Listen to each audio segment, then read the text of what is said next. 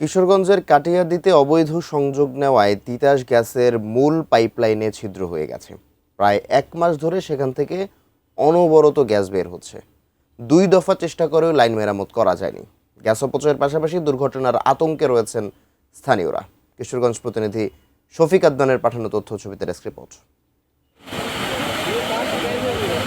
কিশোরগঞ্জের কটিয়াদী উপজেলার কাজিরচর খেয়াঘাট, এখানেই আরিয়াল খান নদের তীর ধরে তিতাস গ্যাসের মূল পাইপলাইন নরসিংদী থেকে কিশোরগঞ্জে গেছে। প্রায় 2 মাস ধরে এ পাইপলাইন থেকে গ্যাস বের হচ্ছে। পাইপলাইনটি ডুবে যাওয়ায় প্রথমে পানির নিচ থেকে ছোট ছোট বুদবুদ দেখা যাচ্ছিল। তবে গত 1 সপ্তাহ ধরে ব্যাপক পরিমাণে বের হচ্ছে গ্যাস। চারিদিকে ছড়িয়ে পড়ছে তীব্র গন্ধ। স্থানীয়দের অভিযোগ, বছরখানেক আগে কাজিরচরে একটি চুনাপাথরের কারখানা গড়ে ওঠে। রাতের আধারে মূল পাইপলাইন কেটে সেই কারখানার জন্য অবৈধ গ্যাস সংযোগ নেওয়ার সময় লাইনে ছিদ্র হয়ে যায়। এরপর থেকেই গ্যাস বের হচ্ছে। ঘটনার পর কারখানাটি ফেলে পালিয়ে গেছে সংশ্লিষ্টরা। সারা রাত বুঝাই যে কাম করতে দেখছি সোয়ালে আদি সাড়ে 5 জন মাটি কুয়াইয়া চলে গেছে।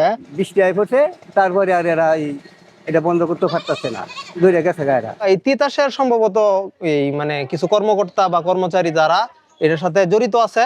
গ্যাস নিঃসরণ বাড়তে থাকলে কয়েক সপ্তাহ আগে প্রথম দফা কর্মী পাঠায় তিতাস গ্যাস কর্তৃপক্ষ। তারা প্রায় 2 সপ্তাহ কাজ করেও পাইপলাইন ঠিক করতে পারেননি। গত শুক্রবার দ্বিতীয় দফায় মেরামতের কাজে নামে তিতাস গ্যাস। তবে নদীতে পানি বেশি থাকায় তলিয়ে থাকা পাইপলাইন মেরামত করা যাচ্ছে না। রোববার সেখানে আরও শ্রমিক নিয়োগ করা হয়। তবে কবে নাগাদ মেরামত করা যাবে তা বলতে পারেননি সংশ্লিষ্টরা। তারা এই অবৈধ কাজটা করতে যে এই দুর্ঘটনা তারা ঘটাইছে।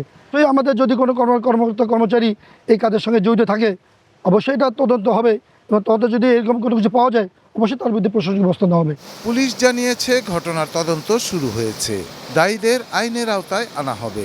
একটা নিয়মিত মামলা রুজু করবে, আমরা রুজু করব। ওরা যদি আসামি আইডেন্টিফাই না করতে পারে, অজ্ঞাতনামা দিয়ে মামলা হবে। আমরা তখন এই অপরাধের সাথে কারা জড়িত তাদেরকে আমরা আইডেন্টিফাই করব। গ্যাস লিকেজের তীব্রতায় দুর্ঘটনার আতঙ্কে আছেন স্থানীয়রা। দ্রুত পাইপলাইন মেরামত ও জড়িতদের শাস্তির দাবি তাদের। Shahidul Rana, desk report, ATN news.